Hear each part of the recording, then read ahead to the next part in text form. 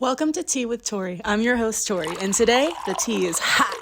What's up, guys? Welcome to another episode of Tea with Tori. I am your host, Tori. It's another beautiful Wednesday, you lovely spillers, and today I have Sola. Hey. Please let the people know who you are. What's up, guys? Just my name or across Your all name, platforms? who you are, what you do. I'm Sola on Instagram, Sola Rouge and Sola Day. I'm a model most of the time, but I do all kinds of stuff. Such as? I don't know, hobbies include working out and reading and writing. I really like to write poetry, and hiking and living Living your best life, figuring out how to be a human every day. That's a hard one. That's a really hard one. Doing it. So you actually just told me something very interesting. So before I have any guest on, first I ask them if they want to smoke or drink or if they want anything to relax. And you just informed me that you made a sober commitment, other than shrooms, psychedelics, but a sober commitment for 2022. Yeah, correct. What led you to make that decision? Because that's a very strong decision, especially to be someone in the entertainment field where those things are very, very prevalent. Very prevalent, especially in LA's industry. I just feel like I've personally experienced a lot of bad anytime alcohol specifically is present. I grew up with it in the household pretty heavily. And you never hear of weed making people get into car accidents or, just ridiculous stuff. I feel like alcohol is kind of, it can be a pretty big, negative contributor to a lot of things in life. And, I also decided this year to be the year of discipline for myself. So I thought, why not challenge myself with something like this that I know is obviously going to benefit my body and my mind and my life, and see if I can go a whole 365 days without drinking. And since having started, April now? So we're in almost 5 months. Your first trimester. Yeah, right. Little no alcohol baby. But I don't know if I'll ever drink again. Even when I was drinking, I wouldn't drink liquor. Didn't like shots. We were talking about that. I definitely enjoy beer a lot and some wine, but I just feel so good and I don't even think about it. And it's really cool to be in a situation now, whether I'm at work, because occasionally I'll work in day clubs and nightclubs on the weekends, or whether I'm in just a social setting where people are drinking and I say, no, I don't drink alcohol. People are so surprised. Are you pregnant? Right? Are you an alcoholic? Were you an alcoholic? That's a big one that I get. And I was like, no, I just don't do it anymore. Yeah. So I know you're super into spirituality because obviously I've followed you for a while. We were friends on Instagram before, even in real life. Yep. But I feel like there's a theory in the spiritual community that alcohol lowers your vibrational energy. Okay. So basically it lowers your vibrational energy to a state where the more you drink it, the more demonic energy or negative energy is allowed to enter your body because your vibrations are low. Have you noticed that you've had less negative thoughts, less depression, less of any of those negative energy things that normally come with, I guess, drinking or drugs or anything? Absolutely. Before I answer, I'm so close to you right now and your freckles are just great. All of your coloring, it's wonderful. But yes, so I've also heard that, they're called spirits for a reason. They inhibit you. And we mentioned it's like a straight shot to your ego. It's when your ego comes out, oh, I'm big, I'm bad ballin', bitch, I'm right. Okay. to each their own. But I started drinking at a very young age. I started doing everything at a very young age. So maybe I just had my time. But as far as my experience goes with it, the older I got, obviously you even have this downtime afterward when you drink the day after, where it's just your body is literally recovering from what you did to it in order to have quote unquote fun.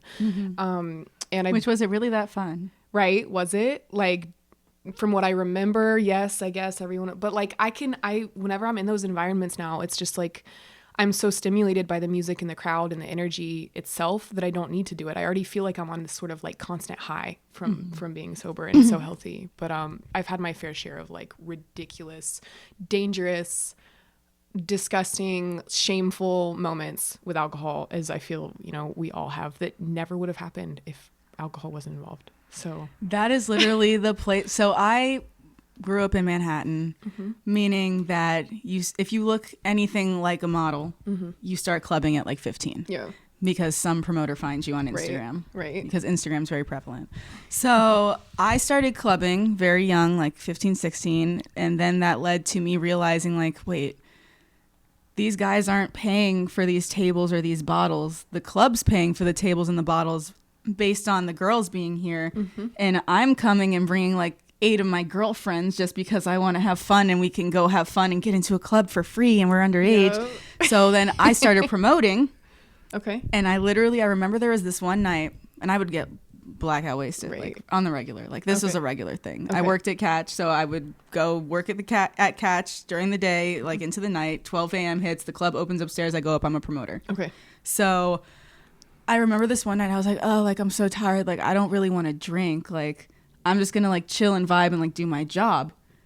And there were certain things that I noticed that I was like, oh shit, I can't do my job if I'm not drinking. Wow. One was everyone at the table like didn't really want to do shots, didn't want to have fun, because you realize like as a promoter you're the host. Right. So you're the one like promoting them to drink. Exactly. To get into the mood. Getting fucked up.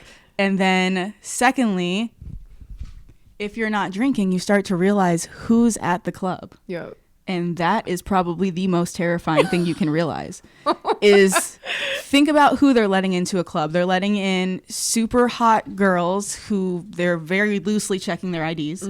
And then they're letting in people that can afford to be in the club, which is usually guys trying to be around these super hot girls who are barely getting their ages checked. Yeah. So it's basically a bunch of rich people, usually men, flexing how much money they have at these tables where you are just watching to see who's bringing sparklers to what table more to impress these girls who are going to get in and drink for free and usually just blacking out at a table. And those girls are just using you to drink for free, by the way.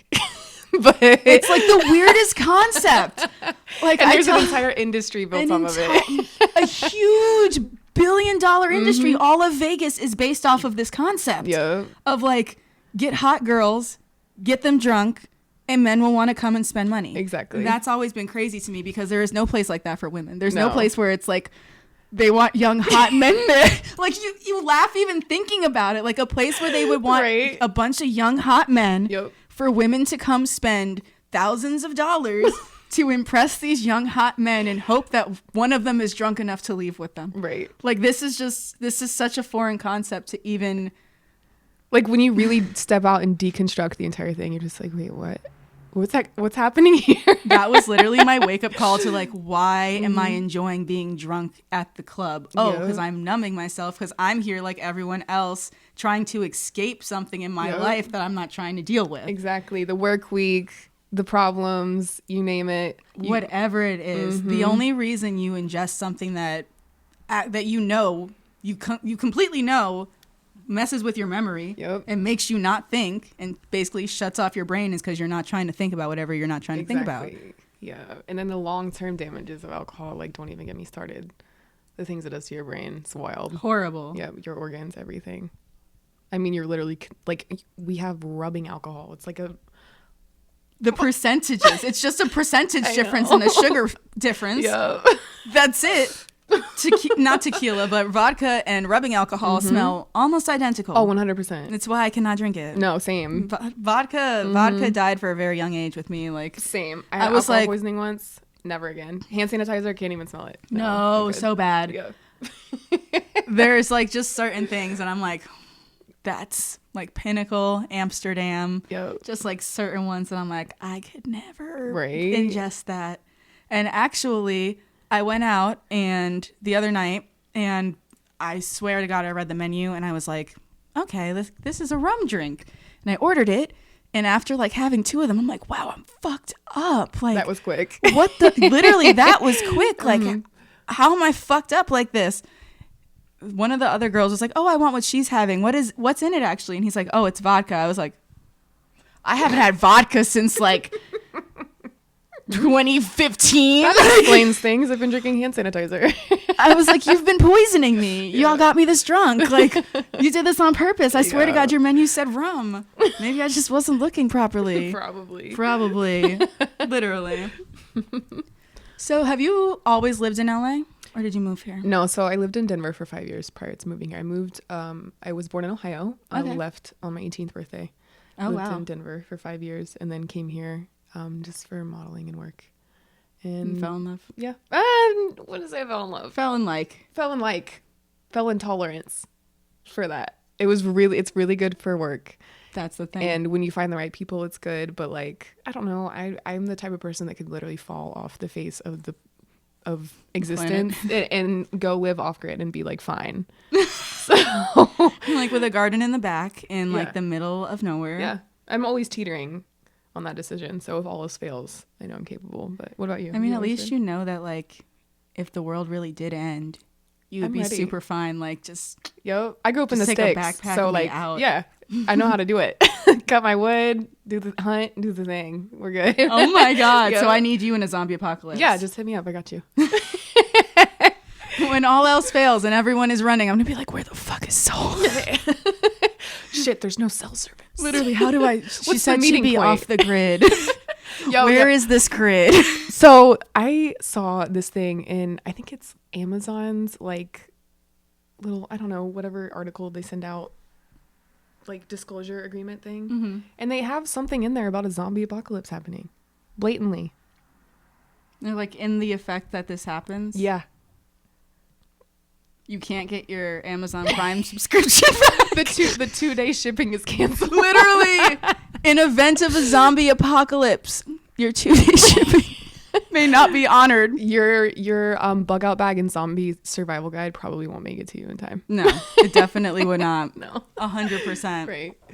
That's crazy to think about. That's like when like people were exposing how so many movies and television shows and things were talking about COVID-19 before it was even a thing. I mean, The Simpsons, come on now.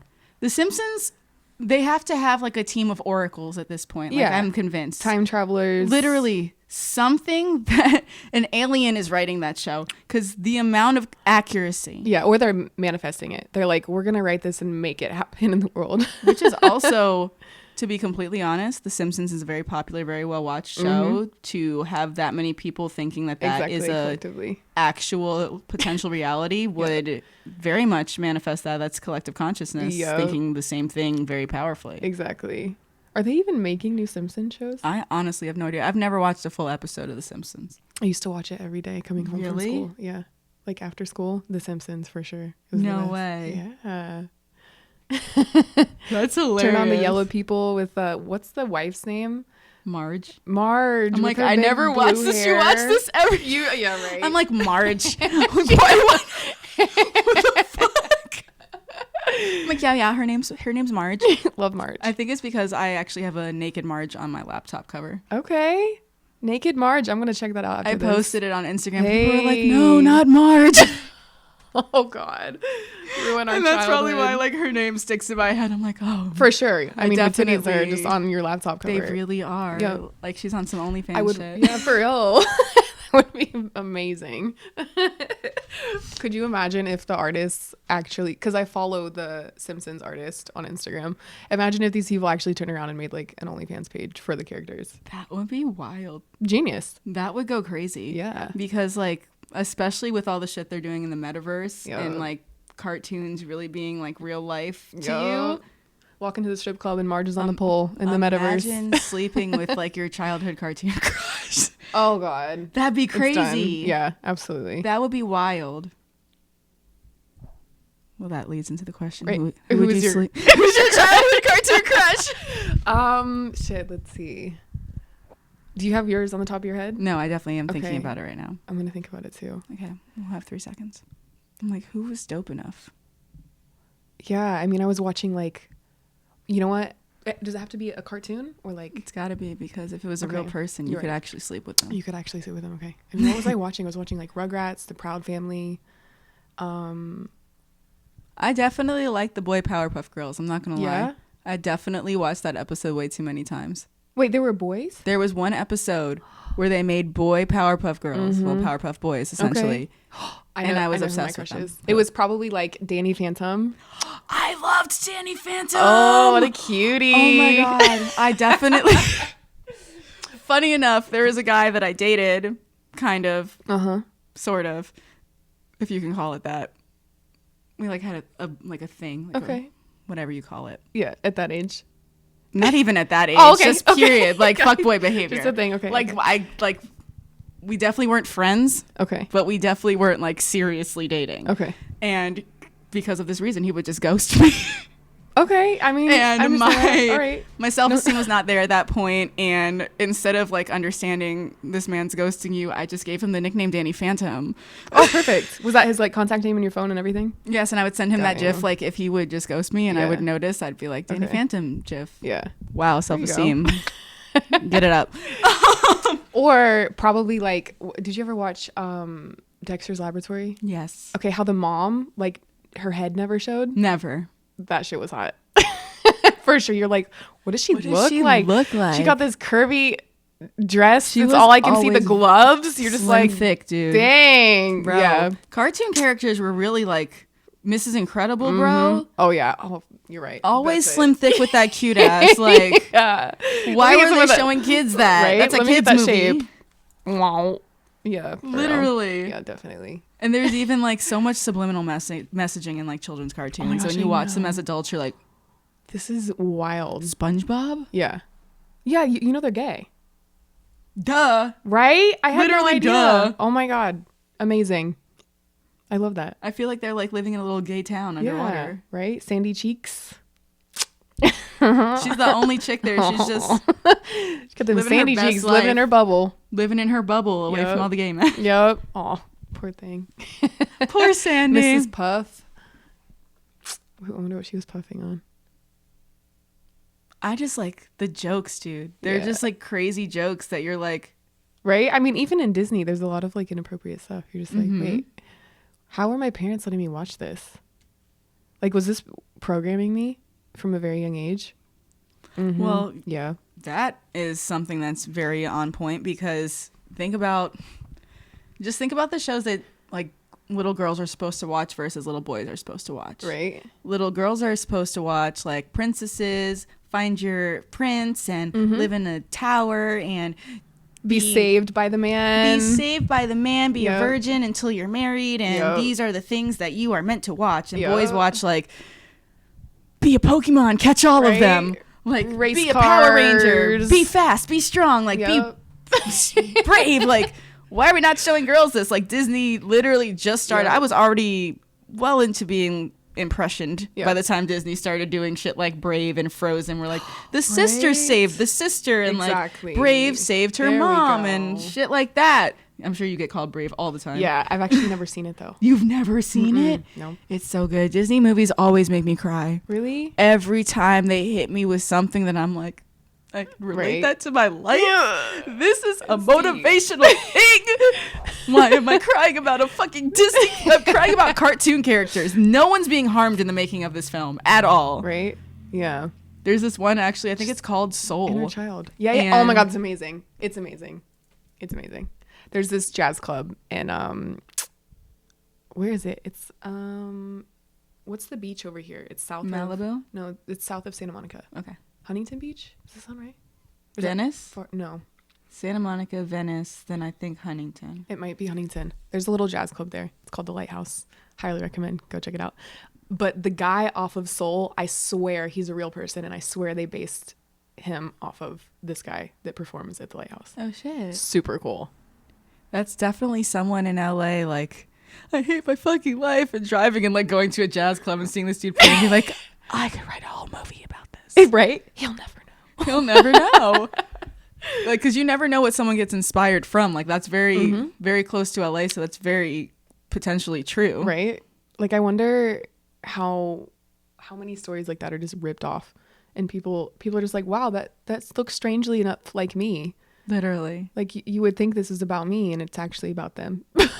That would suck. That would actually suck. I just remember that happening in How I Met Your Mother. Okay. There's this woman that one of the characters falls in love with, and she has a kid with a previous boyfriend that they never got married. He like didn't really want to be a dad, didn't want like the responsibility. Okay. Then suddenly like the main character is marrying this woman, and she leaves on her wedding day to go be with the child's father. And then he is a producer and writer and writes the whole situation, but writes himself as the hero and writes the main character as like the asshole guy that like was trying to come between his family and blah, blah, blah. Wow. And like, yeah, it's not true, but like that's the narrative that's out there. They don't say his name, but like his name's Ted Mosley. Okay. And the person's name in the movie is Jed Mosley. Jed Mosley. This just happened within that show though, correct? Yes. Okay, got you. But I mean, obviously it probably happened. It probably happens in real life all the time. Oh, yeah. I feel like I just saw that with I read this book called We All Looked Up, and it's about like the end of the world, and there's a comet coming towards the planet. And then Did they do the Netflix movie? Netflix just released it. So Don't I Look wonder Up. if they're correlated somehow. I mean, it's called Don't Look Up. Yeah. And it's about a comet coming for the world, and it destroys the world. Yeah. So potentially. But it's also like a very vague idea. Oh, a comet's coming to the planet. But just the fact that it's called like Don't Look Up and We All Looked Up. Yeah. It's weird. That's pretty like They're going to come after me for saying that. They're going to be like, shut this girl up. dude, literally watch this episode just disappear from my phone. Yo. That actually happened with my mom's episode for Mother's Day. What were you It talking disappeared. What were you talking about? I think it was just like I think that it was supposed to be done better. Okay, got you. And the universe was like, Okay. try again. Acceptable. Because it was just like gone. We got to appreciate those Not things. in deleted, not anywhere. The video is not anywhere. Weird. Does not exist. And I know that it happened because I have the audio because this is different recording. Yeah. So I'm like, I have the whole audio, but the video is just gone. Off your phone. Mm-hmm. Interesting.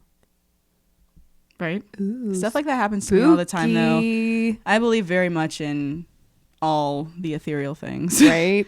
All the metaphysicals. I believe in them. You just took a skip hump. What is it? Skip, hop, and a jump. How do you say it? What order does that go in? Skip, hop, and a jump. Is that right? Yeah. Jump, hop, and whatever. To a different timeline. Literally. Yeah, and you just left the video behind, but you carried the audio with you. I feel like that sometimes. I mean, could you at least use the audio on your Spotify instead of Oh, the video? 100%. But Okay. then it's like, now I have two audios. True. So I'll probably just like drop a bonus one at some point, like on her birthday or something. And There be you like, go. The audio you guys never heard from my from my Mother's Day. What's your mom's name? Sherry. Sherry. Well, Shelly. Literally. Are you close with your mom? I'm very close. Yeah, My parents that's literally nice. moved across the country because me and my siblings are out here. Oh, my heart. That's amazing. They live. I was over there today refilming her episode. Okay. 7 minutes away. Wow. That sounds wonderful. I love that. Literally.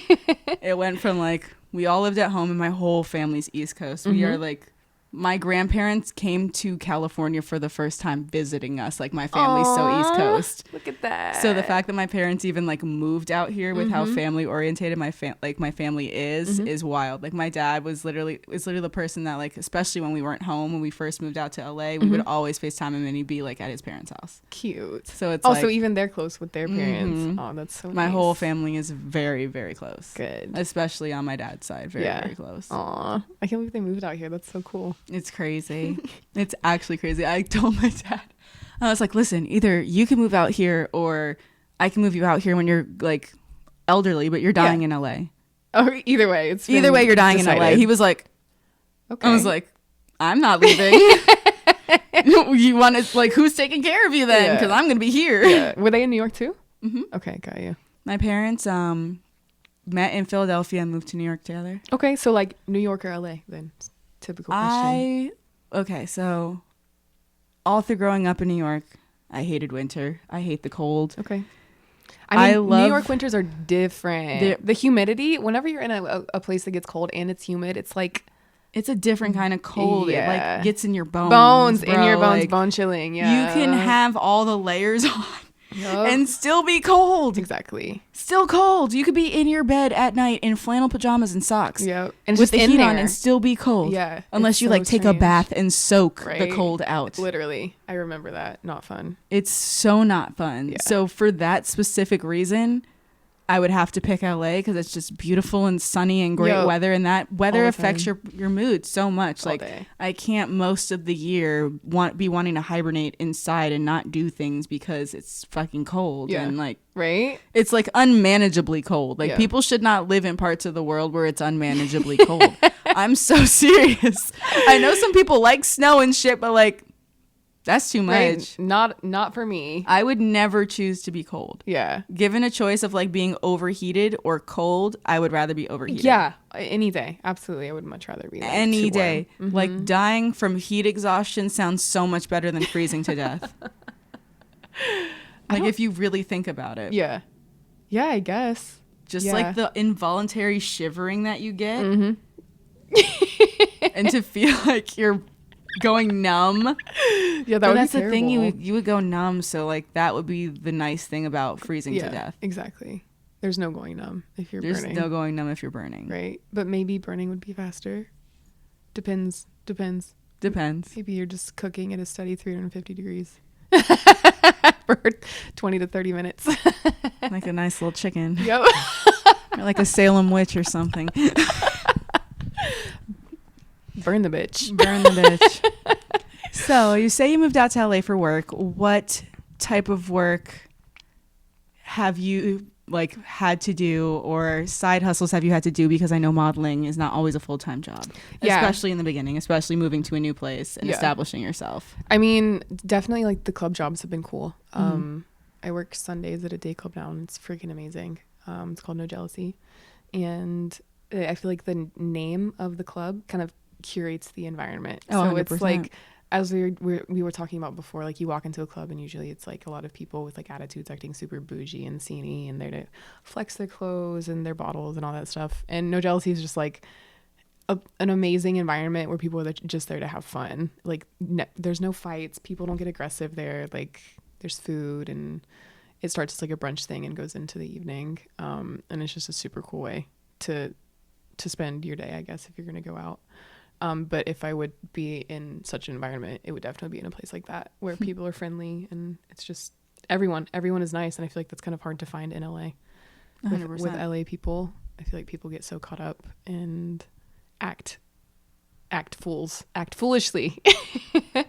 Aside from that, I mean, modeling has been pretty steady, fortunately, but I'm also signed in Vegas and in Denver. Okay. So I go to Vegas a lot for work. But aside from that, also like the subscription sites, OnlyFans and stuff has been amazing. And I think that's pretty much it. I mean, I'd like to do other things. I'd like to get more involved in my art, maybe music or something, but we'll get there. Timing. Someday. Yeah, absolutely. Slowly. What is something, so you started the podcast. What is something that you want to do? What's next on your list? What's next on my list? Right now, I'm really interested in getting involved behind the scenes. Okay. And I feel like I didn't just turn 27. I turned 27 and a half, actually. Hey. May 27th is my half birthday. Like the weirdo I am, I actually think about those things.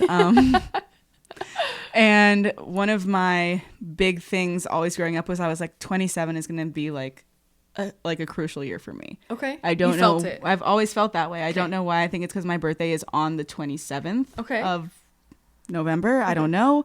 But I've always felt like 27 was going to be this like crazy year for me. Okay. And it has been pretty crazy, to be honest, of just like opportunities and life change ups and a whole bunch of things. And one of the things that I can't like shake from my head is get involved behind the scenes. Like what do you mean behind the scenes?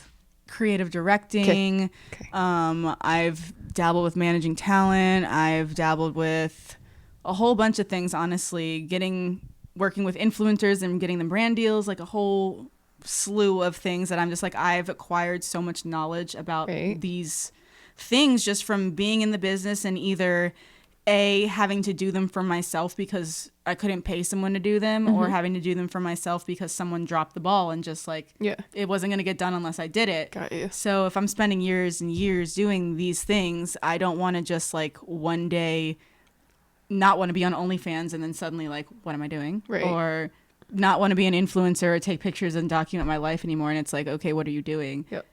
When I have all this knowledge about these things. Exactly. So I'm like, if I can get into more of the behind the scenes of creative directing people's shoots and maybe creative directing some OnlyFans content, creative directing and building people's Instagrams and managing social media accounts. Like, these are all things that I've done for myself. I can show my success rate because I have it for myself. Exactly. I grew my account from nothing to the following that I'm at now, over 600,000 followers. Like, that's something I did. Exactly. That was me. So I've just been starting to talk to different brands about that and get into that. Cool. And I already have a team built because, again, I do this for myself. Exactly. So I'm just like, my team could use more work. Yep. I know a whole mess of creatives, so I can always expand my team if need be. Like, oh, yes. Just building. Just keep talking about it. It's like one of the biggest things you can do as far as manifestation goes. Keep talking 100%. About it. Yep. Talking about it, and then you act on it. And all the time. Yep. Just keep talking about it and talk about it like it's already here. Do you read at all? I listen to my books. You listen to your books. Have you listened to Think and Grow Rich? I haven't. Okay, it's a good one about like manifesting, and it's super cool. It talks about like, you know, the most successful people in terms of finance. Depends how you define success, but financially successful people in the world, it's predominantly men. But shocking, right? But it's super cool. Like even, you know, people who have, for lack of better words, easier access to things, sort of a privilege, so to speak, they still had, you know, a method to their madness in terms of like how they were manifesting. 100%. It was super cool to read, so you should listen to it. I would love to. I definitely will put that on my list. I just finished the 4 Agreements. Did you? Like first time? First time. Oh my God. I think that everyone should be required to read that in school. It literally should be a requirement. Yeah.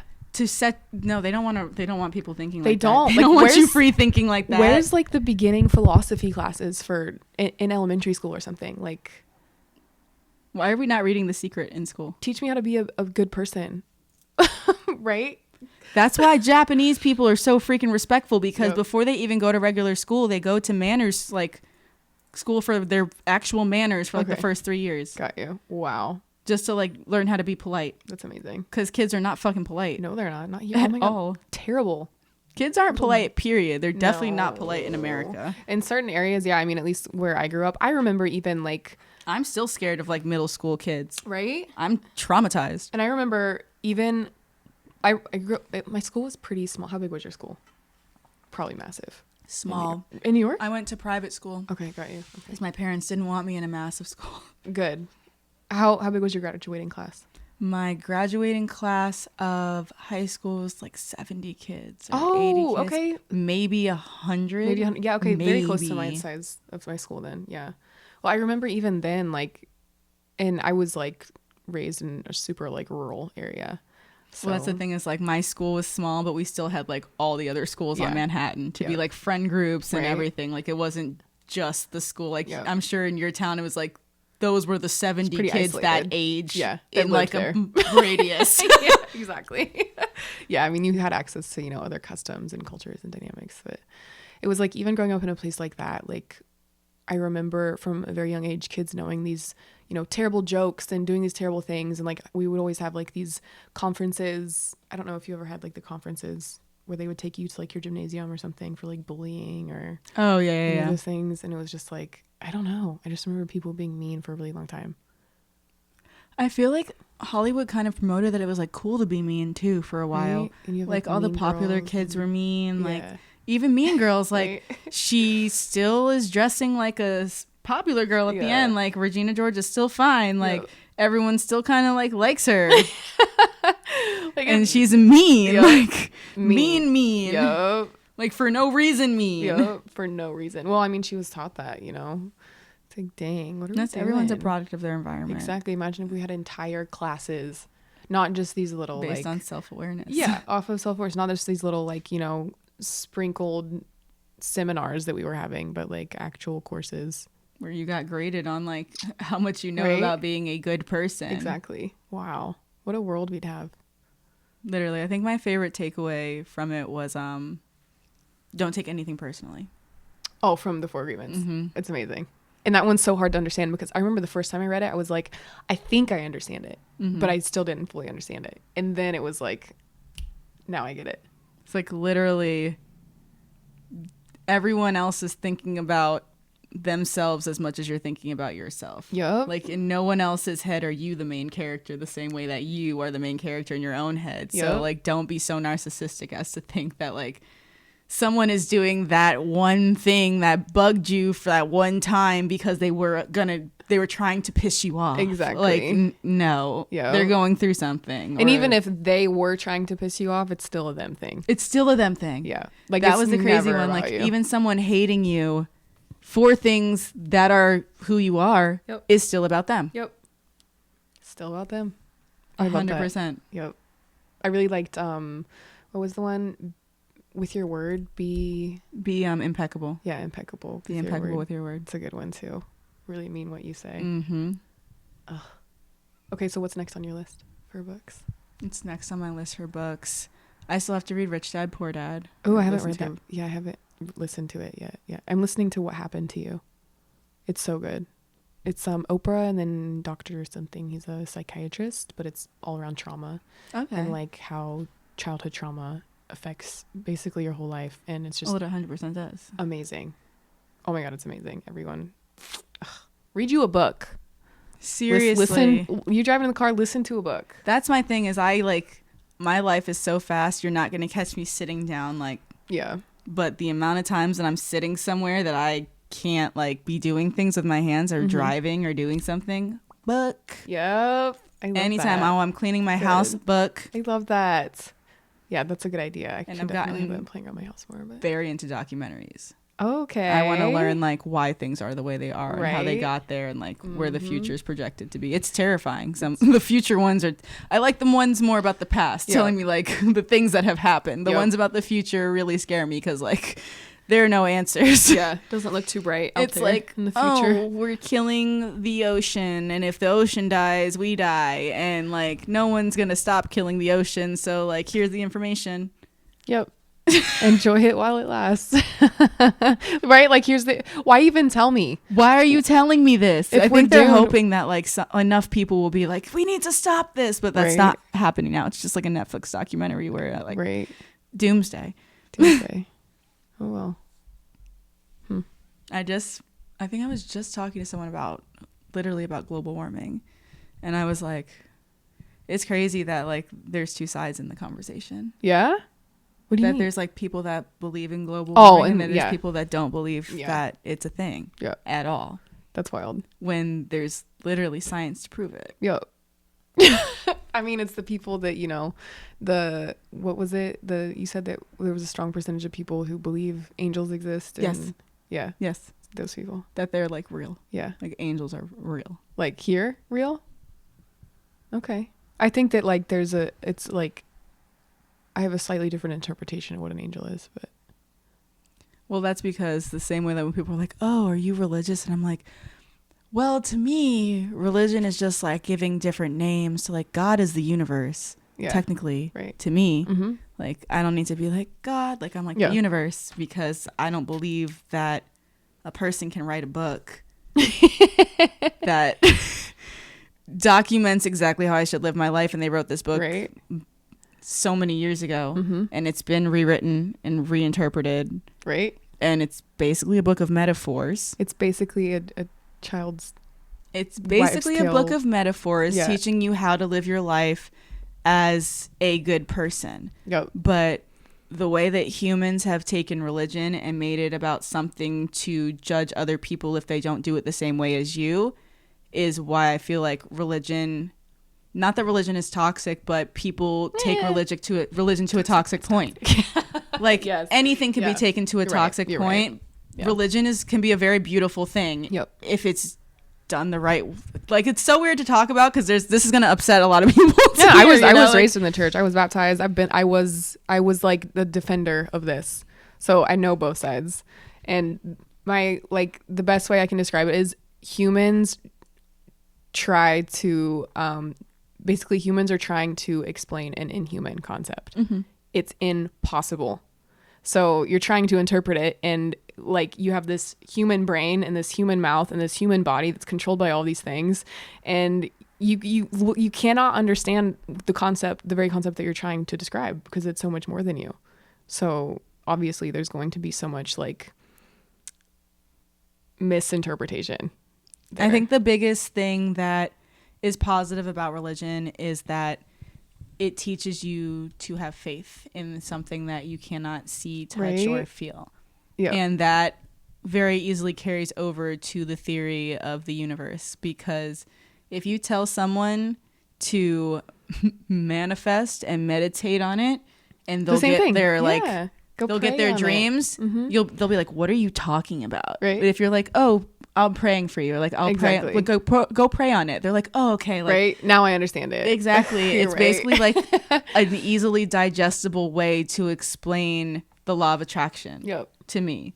Which my mom is Jewish and my dad's Christian, and both of them were persecuted for marrying someone outside of their religion. Wow. So we were just raised to be spiritual and raised law of attraction. Got you. Like, I was literally raised with law of attraction as my religion. Right. Which is crazy. Here's a documentary for you to watch. Have you heard of Zeitgeist on Netflix? Mm-mm. It's I guess they consider it a documentary. It's kind of conspiracy based, but it's like wild. The entire series is just like, I consider myself to be a huge skeptic about anything and everything. I side in optimism. I always look for, like, I'm always giving people like the benefit of the doubt no matter what. But definitely skeptical about anything anybody's telling me. And watching that documentary is mind blowing. But they definitely do a really good job of like kind of deconstructing religion essentially, and like where it first started. Like, I'm sorry, but you mean to tell me there's like how many religions on the face of the planet and yours is the one? Excuse me?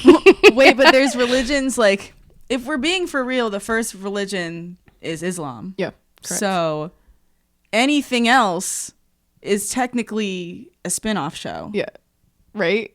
Like, if you really, like, it's if you're talking about it technically speaking, then there's like the only separation between Christianity and Judaism is whether you believe that Jesus was God's son, but at the end of the day, Jesus was still Jewish. So like, you have to believe in Judaism to believe like any of it. Exactly. Because that's, again, older. Exactly. Like, I feel like people don't honestly believe, like, they don't understand that certain religions were created from people escaping persecution of a religion, and that was the new religion they created. Exactly. But it's still man-made. Exactly. At the end of the day, like, at the end of the day, unless you were the person to write the book, or you saw these things happen, you saw the burning bush with Jesus, you don't know what happened. Exactly. None of us know what happened. Right. So just be a good person. Just be a good person. And believe what you want to believe. Let other people believe what they want to believe. Because faith, it should be just have faith in something. That's what my parents used to say. We don't care what religion you believe in, what you want to do. Just don't be an atheist, please. Yeah. Just don't believe that like your body just decomposes in the ground. Right. Like, there's no way that we are here in this entire like magical scheme of things and that's it. Yeah, right. No. Well, I love the theory that energy cannot be created or destroyed. Human beings are energy. That means you can never be created or destroyed. That means you're living multiple lives. Have you That means that's literally just the proof of that thing. Like, have you watched Everything Everywhere All at Once? That is what people keep telling me to watch, and I need to watch it. Oh my God. Okay. I watched the trailer and I was like, no. Okay. I would recommend anybody to not even watch the trailer. Like, just go in and watch it. Because whenever I left, I was like, fucked up.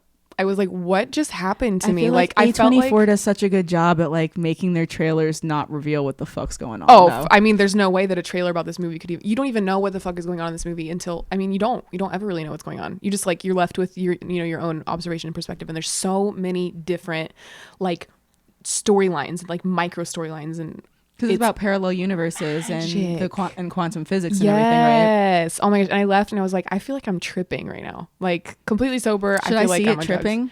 No. No way. Absolutely not. This whole movie is a trip in itself. And I don't even think that, like, I don't know that your brain would be able to process what was going on in front of you. Or it would process it better. Honestly, it might. That's what I'm saying. Might be a little like reverse thing going on there. True. Yeah, absolutely. Honestly, I might have to rewatch it again with a little microdose going on. Actually be like, oh, I know exactly what's happening. I know exactly. I know this. Absolutely. I watched, I love A24 because their movies honestly kind of always revolve around the same overarching concept of there's a main character, it's usually a heroine, and she gets put in these situations where everyone around her kind of in one way or another disappears, and it's just her remaining at the end. Okay. Going through like some traumatic ass event. Okay. That is like their theme. And one of their movies, Midsummer, fucked me up. Yeah. And I don't know if seen you've it. seen Midsummer, but that movie fucked me up. Okay. And there's a scene where they take either acid or shrooms and they're tripping. Mm-hmm. So I was like, oh my God. They're showing like tripping in this movie, like what it actually looks like. Okay, not it. like that 70s show version Yeah. of like, ooh, Like and they the made colors that and shit real. oh, Okay. and fucking Yeah. Beatles. Like, no, like they showed like the trees breathing and like the different ultraviolets that you can kind of see sometimes, like the kaleidoscope you can kind of see in like the sky sometimes. Like they showed real tripping. So I was Okay. like, you know what I'm gonna do? I'm gonna take some shrooms and watch this movie about tripping. Wait, did you me pause the movie or did you rewatch it? I rewatched it. Okay. I It love freaked you that out. movie. I Yeah. love A24 movies. Okay. I'm obsessed with them. They Okay. made The Witch. They made Hereditary. They made Midsummer. They made Everything Everywhere All at Once. Is Midsummer a horror? Mm-hmm. Okay. So Scary. it's a good horror? It's a good horror. Okay. And their shit is like, it's psychologically traumatizing. Oh God. Like, okay, so without giving too much away, the characters in this movie go to this celebration in this place. I'm trying to be very vague on purpose. Okay.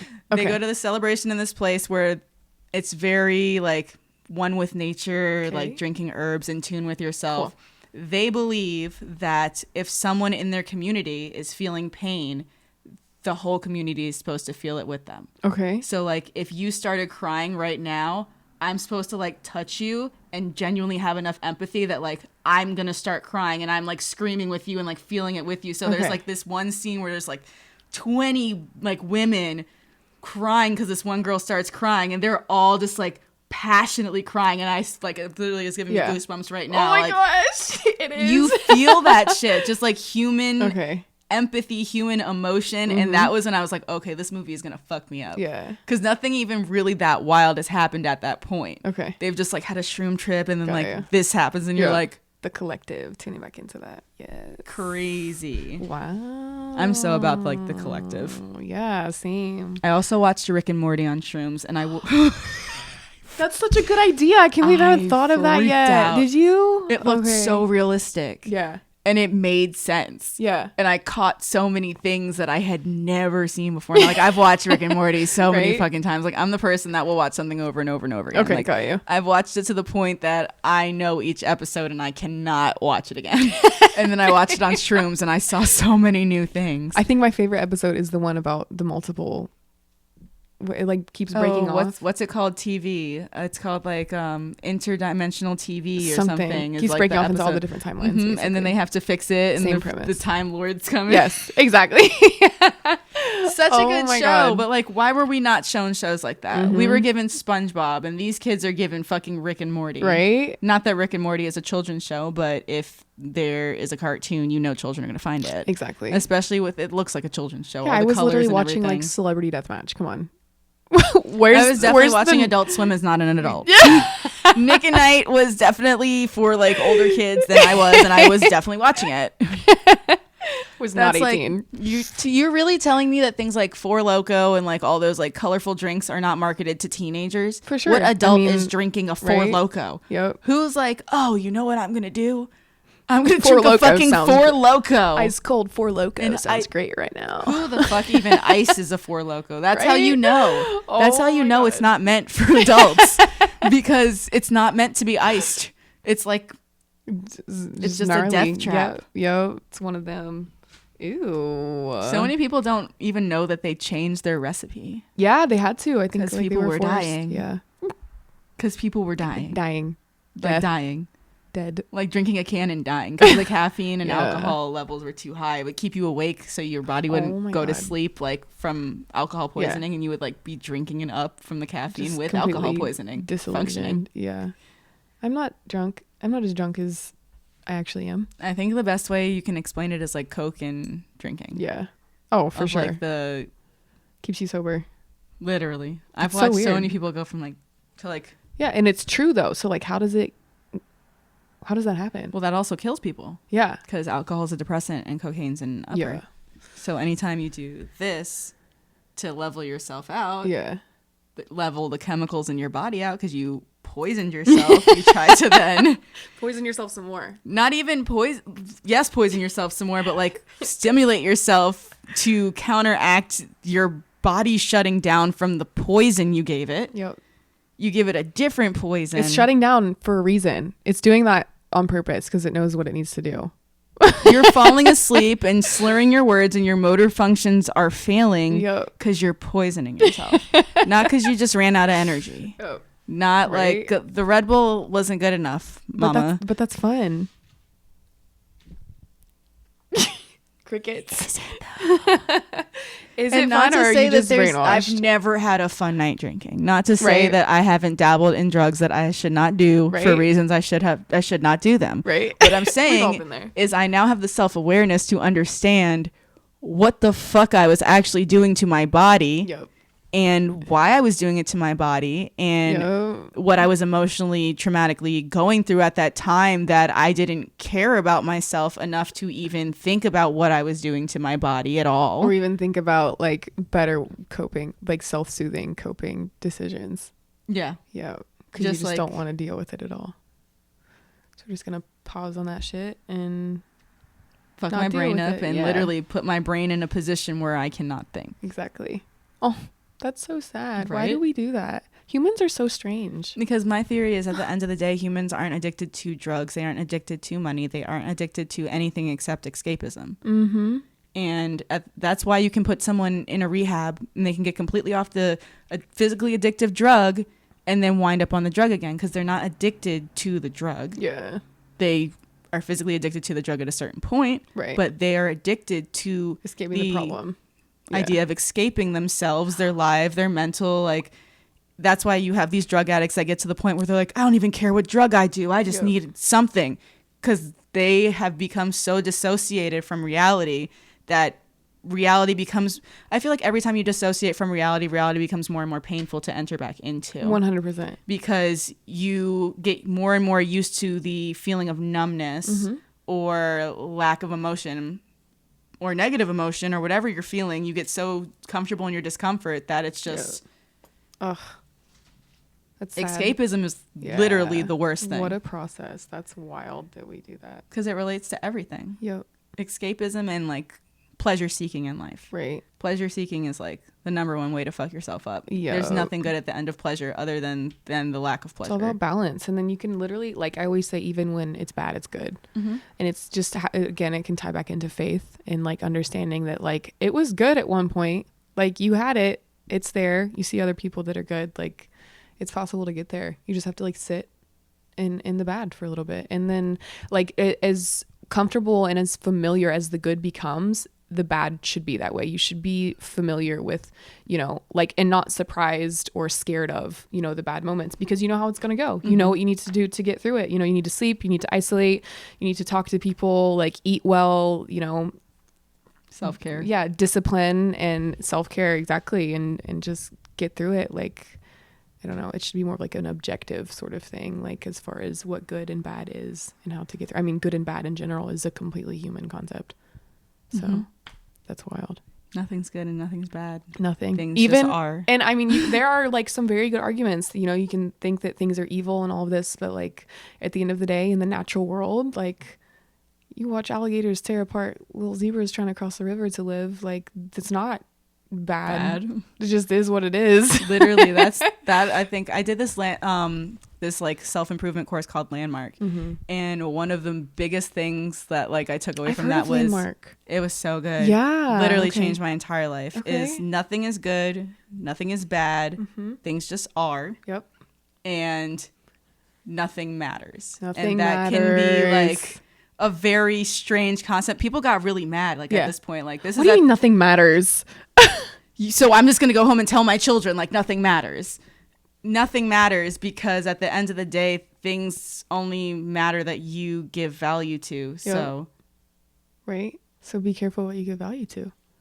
Like that kid that told you were stupid in middle school, that you still believe that you're stupid, like that really doesn't matter. And also, it doesn't even matter that he said it, because at the end of the day, he literally just said words. Yep. You were the one that chose to believe you were stupid and to take it through your life and believe that you're stupid and be like, oh, well, I just am that way because I was really bullied in school. Like, okay, we're not in school anymore. Right. You mean to tell me that you're an asshole when you're 28 because someone bullied you when you were 12? Right. So you're still in a 12-year-old mindset, so you shouldn't be having sex then because you're still 12. Oh, shit. You're still 12. So it's the truth. There are so many, like, adult babies walking around the planet. The majority of humans actually are that way. With zero accountability for the fact. No accountability. They're just like, well, my parents were blah, blah, blah. My parents were shit, so I don't have to be a good person. I think that one of the most beautiful things you can do is look for where you're wrong. Like admit to when you're wrong and actively look for that. It's attractive. Right. And it's like, it comes back to like sitting in the bad. Like, you know, it's your perception around. So you were taught and likely punished whenever you did something wrong. So now you have the association or the perspective that we collectively make around what wrong is, and it's being bad, when actually wrong, when you step back and look at it, is an opportunity to be better and to learn how to be right. Literally. Yep. And so now you've like completely disassociated our good and bad, how we determine those things, and you've relabeled it. And now imagine just living your life that way. Oh, I was wrong. Let me fix that really quick. Let me learn from that. And then I can teach other people. And then it's just like a never ending thing of like now goodness. Also, a thing that like I really had to get a handle on, that like I feel like it was easier for me than a lot of people because I already like to see life from different perspectives and like how situations can end up where they are, that I've never been someone that like argues to be right or to prove a point. Like I'm more interested in understanding how we got to this miscommunication. Right. Like, why did your brain think this? Because my brain thought this. So your brain can't think like mine, because then we wouldn't be arguing. That's solution mindset. So if we're arguing, I need to understand how your brain got there, and you need to understand how my brain got here, so we can understand how each other's brain works. And then we understand in the future. Like, absolutely, there's problem. It's where your focus goes, energy flows. If you're focusing on the problem, you're amplifying the problem. If you're focusing on the solution, you're amplifying the solution. You're going to reach the solution faster. You're obviously focusing on, oh, well, how did we get here? Where did we slip up? So we know not to, slip up again. Literally. So that we can see the wire that, tripped us before this happened last time. We can move it out of our way. Well, also, the more you also become okay with failing and admitting to your failures, the easier it is to teach people. Because most of the time you can teach people by saying, this one time I tripped over a wire. Right. This is how I avoid tripping over wires now, and this is how you can too. Exactly. But you have to first own up to the fact that you tripped over the wire. Right. Like, and say like, damn, I tripped over that wire. I got to figure out how to not do that again. Exactly. And it's like, why do you feel the way you do about tripping over the wire in the first place? Why are you so worried about it? Why are you embarrassed? Like, who taught you to feel this way? How absent-minded were you in that moment, thinking about other things that you weren't even in the present moment enough to realize there's a wire in front of you? Exactly. And then it's like, okay, so you tripped over it. Like, don't be embarrassed by it. Don't be angered or flustered. Take your power back from all of the people who have mislabeled this situation and relabel it for yourself in this experience. Like, hey, I'm going to laugh about this. And it's a learning curve. Nothing is serious. Nothing matters. Nothing is serious. Time is a fucking construct. Literally. And these are things that, like, if you watch older shows, people make fun of people that think this way. Right. They're hippies and they smoke weed. They smoke grass, man. And they don't believe in time, man. And they're just out floating around. I don't know how they don't believe in time. There's literally a clock on the wall, bro. Literally, they're telling you what the time is right now. Right now. On a phone. How is it not real? Because time is not real and it's not linear. There was something that came out that they like found a parallel universe, and it was like, you can't find a parallel universe when time's not linear. Right. So how is it like, y'all time trap? Like, I'm confused. And then like that was nowhere anywhere. This happened during COVID, where like this was a whole thing. Like, we found a parallel universe, and then it was like gone. Rude. I would have liked to know about that. I would have really appreciated that.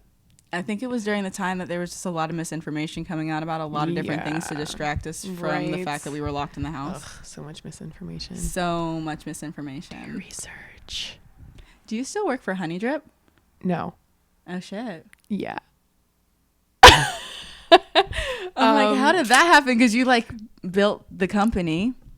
As far as like, I mean, I watched it online. Like, I watched it change names. Like, I watched it was a series of a series of unfortunate events. Okay, and that's all I can say. Is Honey Drip still a thing? Yeah, okay. It's a thing. You know, it was kind of like we always called it our ugly baby, and we raised it, and now I guess it's off doing its own thing. That's wild. It's very wild. But yeah, catch me on OnlyFans. Oh, now we can collab. Great. Bro, so many times I would hit her up. I'd be like, "Do you want to come to my shoot? Like, I'm shooting with all these OnlyFans girls." She's like, "Oh, I'm only doing Honey Drip. Like, I'm only doing content there." I'm like, no more conflict of interest. Literally. I was like, "Well, there are so many girls that do both." You're like, "No, but this is like actually my company." Like, yeah. I'm not doing anything else. Right. Yeah. That's wild. Yep. Ebb and flow. That's life. Ebb and flow. Yep. I'm super proud of you for like releasing something and realizing that it wasn't serving you anymore. I was very surprised at how well I handled that, because it was like I was so dedicated to this thing, and like literally like I watched you be dedicated as fuck to this. Things can just be taken away from you, you know, out of your power completely, and it happens to people all day long, you know, lives, jobs, everything. And it's like I think I sat on it for like a day, and I let myself mourn, and it was like surprisingly very easy. I think because of how hard I've practiced being present in my self-awareness and everything, and understanding like where my focus goes, energy flows. I want my focus to be on, you know, this new opportunity. A new door has opened, and I'm not going. So like I maybe it's just me, I don't know. But I found that whenever I was more worried about money problems and my stress and everything, I had money problems, and I had things to stress about. And it was like, as soon as I stopped worrying about that stuff, the jobs came flooding in, the peace came, and it was like, I'm just going to let it go. It's time, you know, if there is some, you know, bigger like power at play, obviously this was not meant for me right now. So I'm just going to keep going, release it. And it was really cool. It was a really cool like lesson in my growth. I love that. Yeah, it's been a year full of growth, that's for sure. So people, if you were supposed to be somewhere else, you'd be there. Exactly. You're supposed to be doing something else. So be here. You'd be doing that. Be where you're at. Literally. Yeah. Recognize where you're at and be there. Or make the decisions that are conducive to you getting to where you so badly want to be. Like, literally. And even if you aren't where you want to be like proud of where you are, because you're so much further than where you came from. Exactly. Wherever you are, you're further than where you came from. Yep. At the end of the day, even if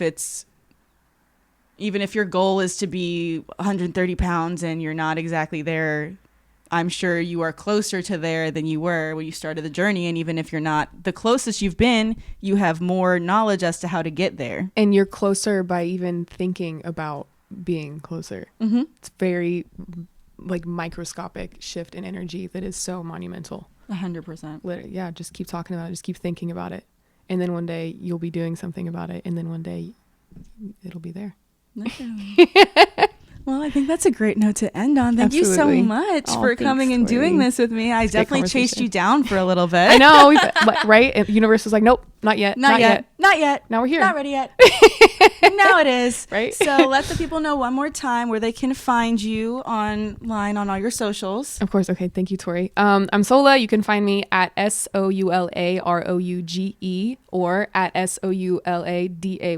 That's my backup. Do both. She gets deleted a lot. Yeah, I do get deleted a lot. I've got a lot of imposters.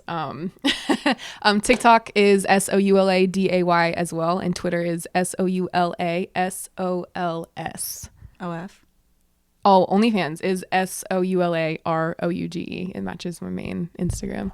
Bam, it's snazzy. Throwing that in there. As per usual, I'm Tori212 Green on all platforms. I'm Tea with Tori podcast on Instagram, and I will see you next Wednesday, Spillers. Bye. Bye.